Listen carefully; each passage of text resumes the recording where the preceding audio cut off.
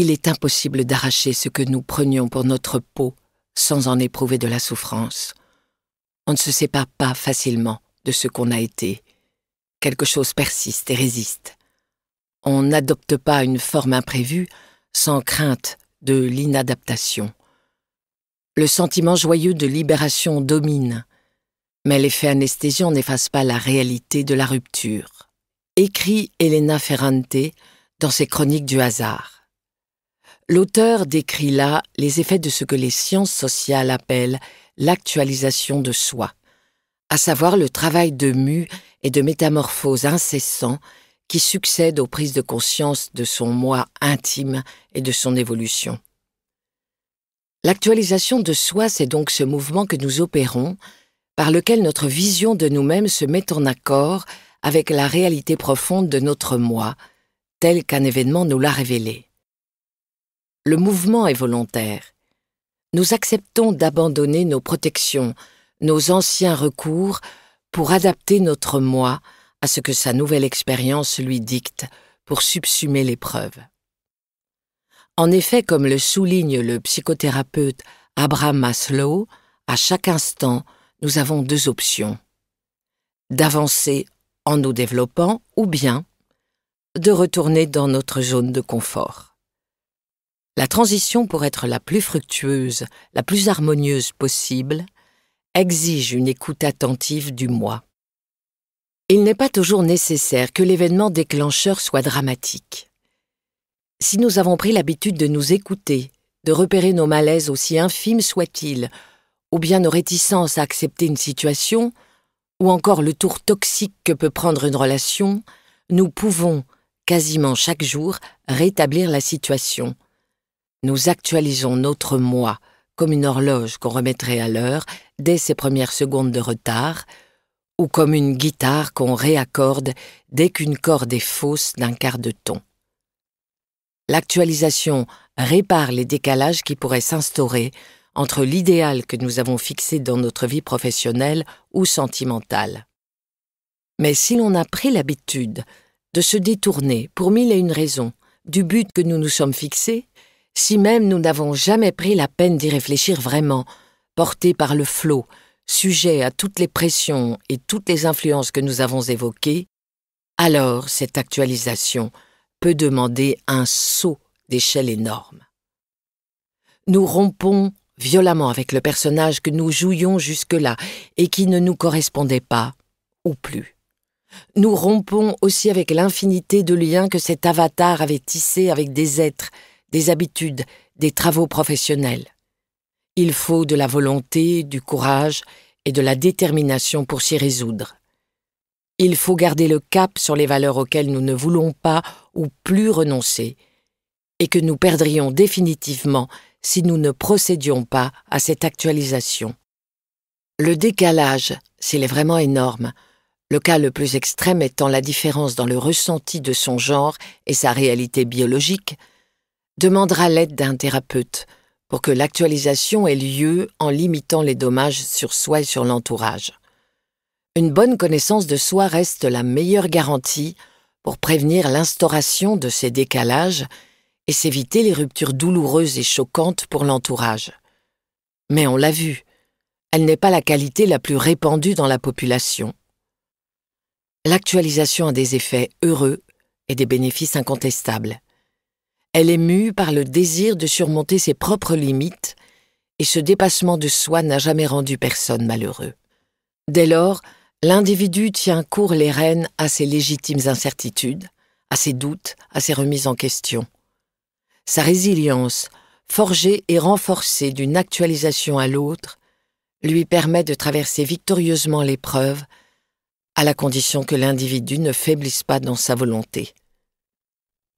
Dans la confrontation avec le moi profond, il arrive que le faux self proteste et résiste. Nous sommes souvent notre pire ennemi. Peu de gens aiment sortir de leur zone de confort. Fréquemment, la routine et la sécurité d'un quotidien réglé comme du papier à musique anesthésient tout désir de changement, même lorsqu'ils en éprouvent la nécessité. Certains encore résistent mal au stress encouru, alors qu'il peut être énergisant et porteur de créativité. Et il faut alors envisager en toute lucidité l'aide d'un thérapeute pour un accompagnement avisé sur ce chemin. C'est aussi dans cette transition qu'il faut ajouter aux qualités nécessaires à sa résilience, celle de l'empathie et de la compréhension à l'égard de soi-même, ce que l'entourage appellera peut-être de l'égoïsme. Mais égoïste, il faut l'être. Dès qu'ils sont accompagnés par cette aide thérapeutique, car pour eux l'actualisation est une étape terrible qui va provoquer un véritable séisme, ce tremblement de tout leur être, les adultes à haut potentiel sont les moins rétifs à l'entreprise. Au contraire, même dans la souffrance de la mue qu'induit l'arrachement de cette seconde peau, ils sont focalisés par la hauteur de leurs objectifs. Le surdoué est souvent un homme révolté. Il cherche inconsciemment bien plus et bien autre chose que de remplir un certain espace ou de durer un certain temps en jouissant le plus fortement possible des bienfaits du monde moderne et de son confort. Il s'agit pour lui de trouver un but à sa vie et dès lors de maintenir en lui une ardeur et une ferveur. S'il le définit, s'il apprend à se connaître dans toutes les facettes de sa différence, il trouvera les ressources pour opérer cette actualisation et devenir enfin ce qu'il est, vivre en accord avec son vrai moi. Car il souffre, et il souffrira de plus en plus du constat d'indifférence de ses proches et de ses contemporains au désastre du monde, à l'injustice, à la perte de sens. Et s'il peut contribuer à éveiller les consciences ou à les ralentir par cette actualisation, il respirera mieux. Je reproduis le témoignage de David dont j'avais illustré mon précédent ouvrage sur la souffrance propre à l'adulte surdoué. David, qui a tout quitté avec son poste à responsabilité et son bureau à la Défense, pour finalement s'engager dans une association qui œuvre activement pour la survie des océans. Il m'arrive d'être heureux à la campagne, quand je suis seul et que je m'allonge. Je ferme les yeux et j'ai alors la sensation d'être enfin dans mon univers. Comment vous dire? Je sens l'univers.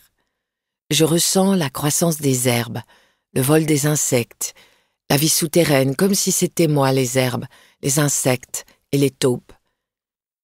Mais très vite, je suis submergée par une angoisse diffuse pour tout le mal que je ressens en leur nom, m'avait-il dit, les larmes aux yeux.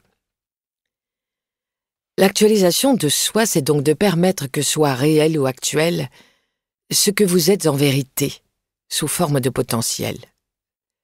C'est l'aventure à laquelle nous engage cette quête identitaire qui nous pousse à chercher à être qui on est vraiment, à mettre en œuvre tous nos atouts pour être pleinement humain dans toutes les expressions de notre singularité, être enfin dans la vie, authentiquement soi-même.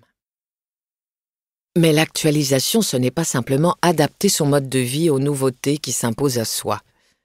C'est aussi choisir son mode de vie, de penser et d'agir en accord total avec son moi pour préserver son intégrité et ne pas négliger ni abîmer les ressources de son être.